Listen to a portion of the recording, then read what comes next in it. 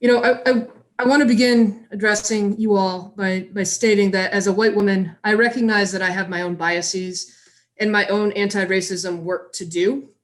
And while tonight's statement is long overdue, and I'm committed to supporting Director Bonner as she leads us through this diversity, equity, and inclusion work, it would be disingenuous of me not to express the irony of tonight's statement, which unfortunately rings a bit hollow. As you recall, at our last meeting, we were told that the former chief of police was in fact let go, as we needed new leadership to guide us through the challenges that our community faced and continues to face.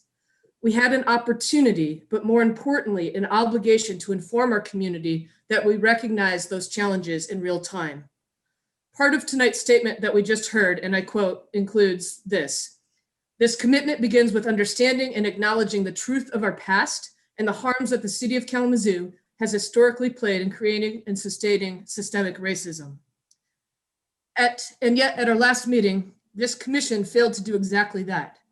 Instead of addressing an action that continued to cause harm, especially to our Black and brown neighbors, the commission chose to adopt a watered down resolution that basically wagged our finger at the city manager and told him not to do it again. Tonight, we are in essence patting ourselves once again on the back saying, look at us doing the hard work. But 2 weeks ago, we made a dramatic statement that we're not interested in engaging in hard work. So how do we expect the community at large to trust us this evening that tonight's statement that was just read is a commitment and not just words, and truly any different? Now, I have full faith in the utmost respect for Director Bonner, and I know that this assessment that we're going to be approving a little bit later in our agenda is her mission, and she will execute it with excellence.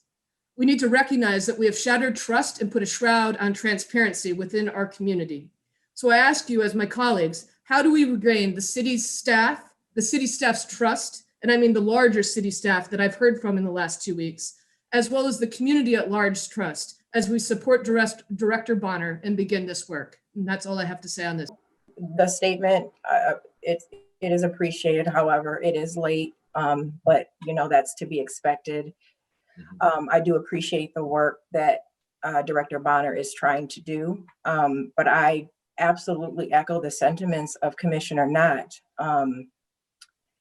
And I asked a question in the last meeting, you know, what are the plans for gaining trust for this community moving forward?